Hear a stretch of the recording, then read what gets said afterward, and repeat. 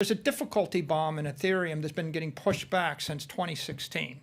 They keep pushing it back. When it goes off, it will wipe out, obliterate a $50 billion Ethereum mining industry.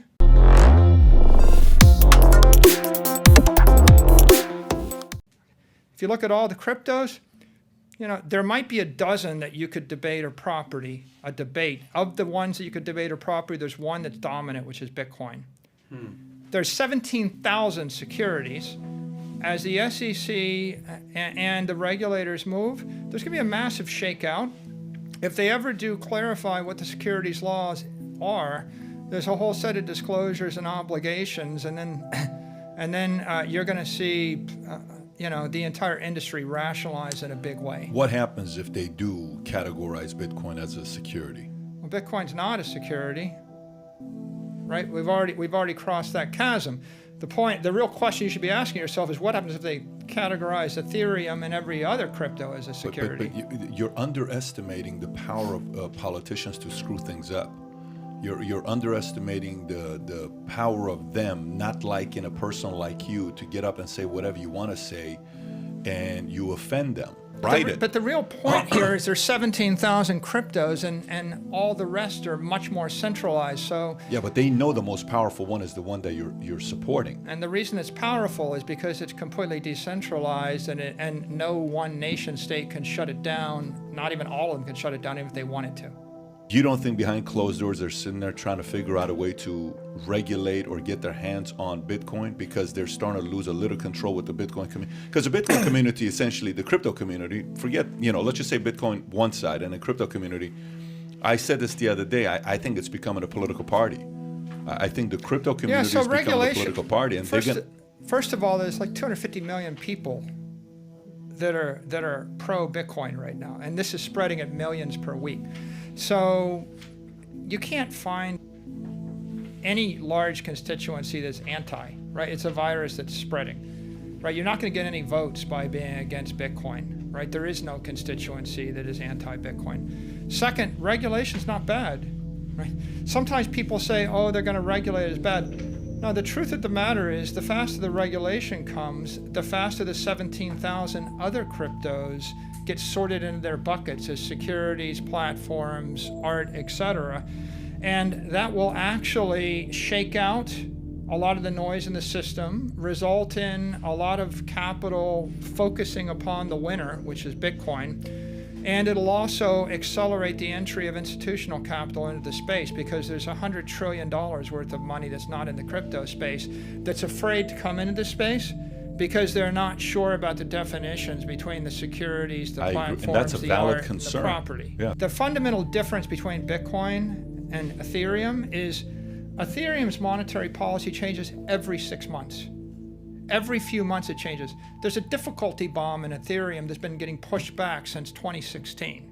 They keep pushing it back. When it goes off, it will wipe out, obliterate a $50 billion Ethereum mining industry. Just wipe it out, completely change the protocol, flip everything to proof of stake. They keep putting it off. Okay, that sounds like a group of people exercising influence over the protocol. The thing you need to know about Bitcoin is on Pizza Day, May 22nd, 2010, Bitcoin was trading for a couple of pennies for the first time in 15 months or something like that. The protocol hadn't changed and has not changed. When it was a penny, the protocols were all the same. There was a war fought over this, the block size war. And the block size war, all of the powerful holders and miners and exchanges wanted to change the protocol and double the block size. It would have changed all the economics of Bitcoin forever, for the next 1,000 years. It would have screwed up the economics of the miners. It would have shifted the balance of power in favor of some holders versus others. That war was lost. The original Bitcoin protocol continued on, and that means it's an unadulterated protocol, and it's shown itself to be resistant to the influence of any group of people. That's what makes it property. Bitcoin is property. Ethereum, everything else in the crypto ecosystem, likely they're all securities, right? Why are they securities? They're controlled by groups of developers. They're issued pursuant to ICOs, initial coin offerings. That makes them a security. If there's a pre-mine and there was a group of individuals that initially control the thing, it makes it security. If anyone can exercise undue influence, it becomes a security. And technically, if you look at the definition, it's when you're making investment of money, relying upon the efforts of others and expectation of profit, it becomes an investment contract, a security. Okay, if you look at the crypto ecosystem, there's crypto property, there's cryptocurrencies, there's crypto platforms, and there's crypto securities, and there's even crypto art. Right? These are just asset classes. Maybe there'll be crypto commodities. NFT is crypto art. It's like art cryptographically protected.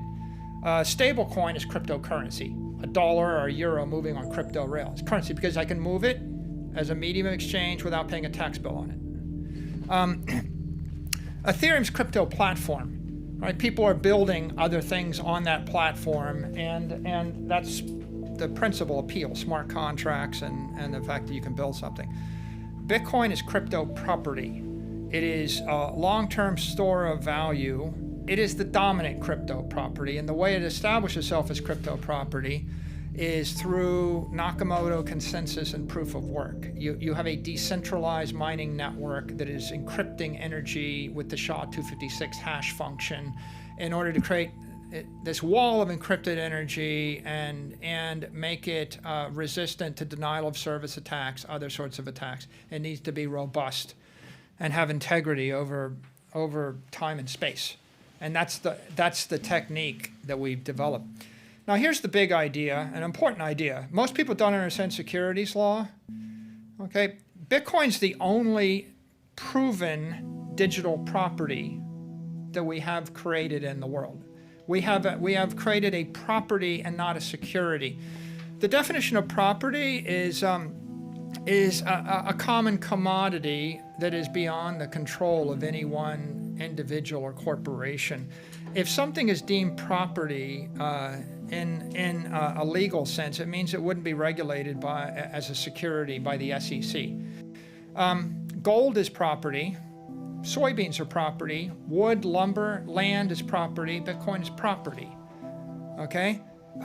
Did the SEC come out and officially state that it's not a security, it's officially a property? It's understood that Bitcoin is not regulated by the SEC. Bitcoin is property. It's the only thing we all agree on in the crypto marketplace, that Bitcoin is property. Securities are regulated by the SEC, and you can create a security. MicroStrategy, MSTR, is a security. Go read my 10K statement. It's 123 pages of disclosures that are legally required for that stock to trade, that security to trade. It costs $20 million a year for us to maintain all the disclosures to be compliant with securities law. If you're a security, it's a different thing. Property is critical because if property makes Bitcoin, being property makes it the ethical foundation of the crypto economy. And by ethical foundation, I mean it's unethical for a public figure to endorse a security.